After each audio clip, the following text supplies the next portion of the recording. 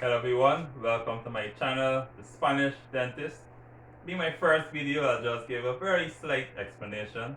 It's simply a dentist that teaches Spanish. So yes, I'm a dentist and I'll be teaching you some Spanish as well as giving you some dental tips from time to time. So the Spanish aspect doesn't mean that I'm from Spain or another Spanish speaking country. I'm actually from Guyana, the only English speaking country in South America. So the Spanish dentist, the dentist that teaches Spanish. So today I'll be teaching you some greetings and goodbyes. So I start with a very popular one. If you're to approach a Spanish speaker, the first thing you might say is hola.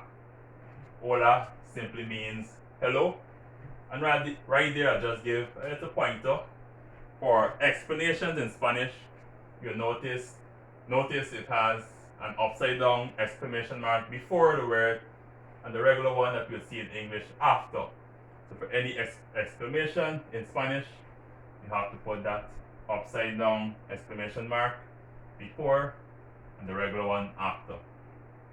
Moving on, after saying hola, you don't want to say good morning or good afternoon or good evening, good night.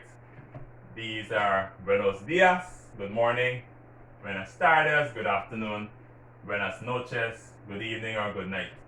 Right there you might notice another difference. You see buenos in front of dias, but in front of the other two you have buenas. So buenas tardes, buenas noches. Why is that different? Well, in Spanish, all nouns and adjectives have a gender, either masculine or feminine. And also the adjective has to agree with the noun. So in Spanish, the word de is dia without the s, and it's a masculine noun. So that adjective, good, actually means bueno. So that has to agree with the masculine word de. So two words actually mean good, de, bueno, dia. But in Spanish, when you have that plural together, buenos dias, it means good morning. So the word dia, again, masculine in Spanish. So the adjective bueno has to agree with that word dia. So buenos dias, it's plural dias. Here is an S after the dia. So the bueno has to have an S to agree. So buenos dias. For the other two, you see buenas in front of the words. Buenas tardes, buenas noches.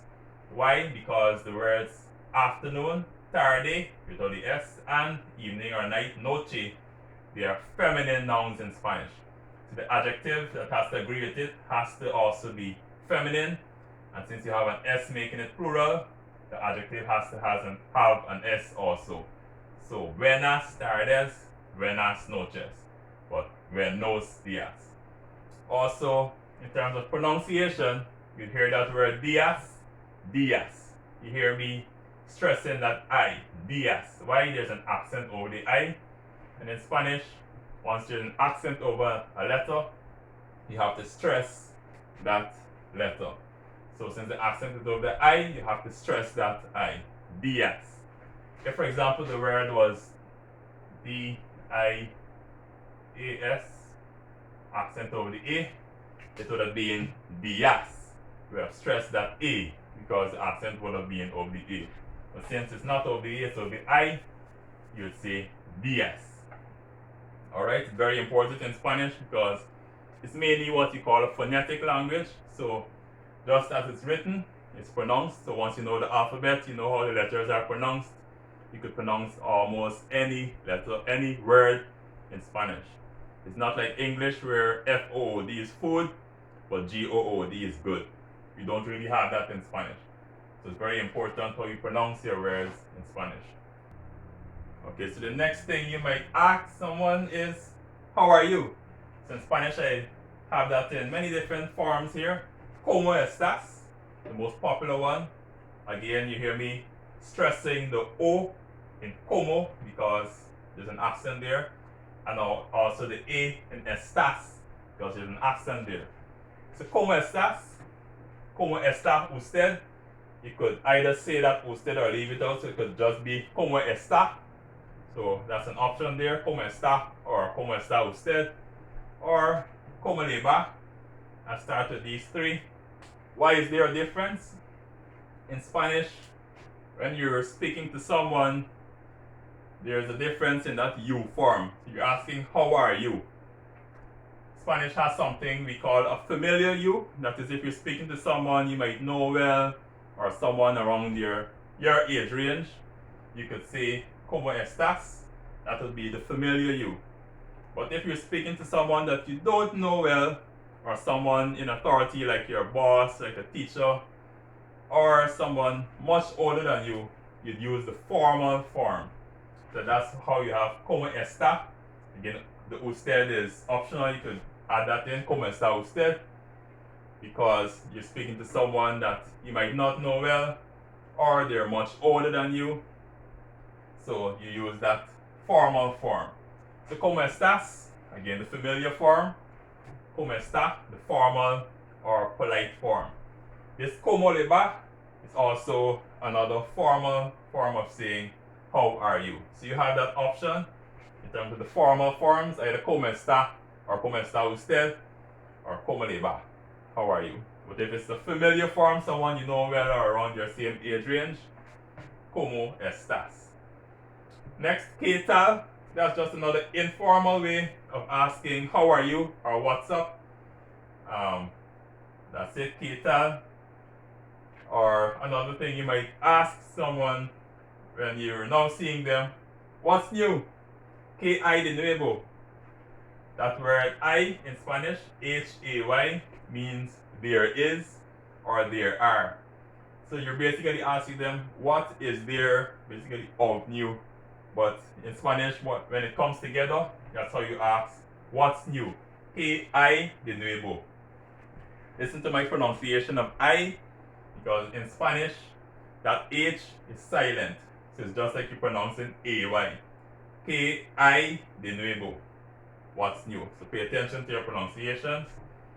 And now you're replying. Someone asks, how are you? What do you want to say? Very well, thanks. Muy bien, gracias. Muy bien, gracias. Simply, very well, thanks. Or you want to say, I'm fine, thanks. Estoy bien, gracias. So just different ways to answer. How are you? Muy bien, gracias. Very well, thanks. Or estoy bien, gracias. I'm fine, thanks. So those were some ways to answer how are you, also to ask how are you. But just to give you some more replies, I have here, I'm tired. So somebody asks you, how are you? You want to say, I'm tired. So we have that as estoy cansado if you're male, or if you're female, you'd use that A, cansada. So very important.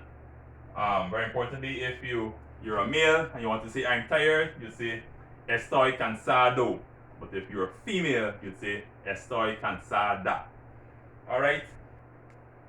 So you're not tired, but maybe you're hungry. So that is, in Spanish, that's tengo hambre. It's basically saying I have tengo hambre, hunger. I have hunger. But that's how Spanish says I'm hungry. Tengo hambre. Or you want to say I'm thirsty. That would be tengo sed. Basically meaning I have thirst. So I'm hungry, tengo hambre. You see, I'm not pronouncing that H because remember that H is silent. Tengo hambre. I'm hungry. I'm thirsty would be tengo sed. And now you want to ask, and you? So someone has been asking you, how are you? And you've answered, but you want to know about them. And you? That would be y tú. Remember that you could either be familiar, in the familiar form, or the formal form, depending on who you're speaking to. So if it's somebody you know well, somebody around your age range or so on, you'd say y tú, and you. But if it's somebody not in your age range, somebody maybe much older than you, or someone in authority like your boss, your teacher, someone in authority, you'd say y usted. Alright, so y tú or y usted, meaning and you, depending on who you're speaking to. So moving on to the goodbyes, the very popular one, adios, goodbye, or simply ciao, both meaning goodbye. Pay attention to the pronunciation, adios. You hear me stressing that O because an accent is over the O. Or you want to say, see you soon, hasta pronto. Again, the H is silent, hasta pronto, see you soon. Or you want to say, see you later, hasta luego.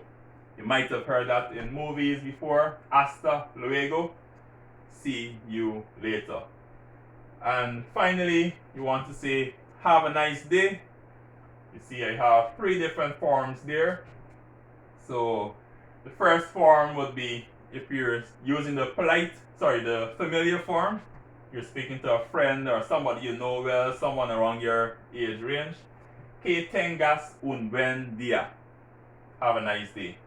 If you want to use the formal form, it will be que tenga, basically no S there, so que tenga un buen día. Speaking to somebody maybe in authority, someone much older than you, someone you don't know too well.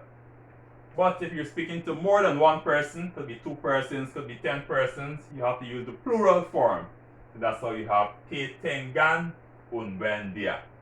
So different forms to say have a nice day. Que tengas un buen día, or que tenga un buen día, or que tengan un buen día.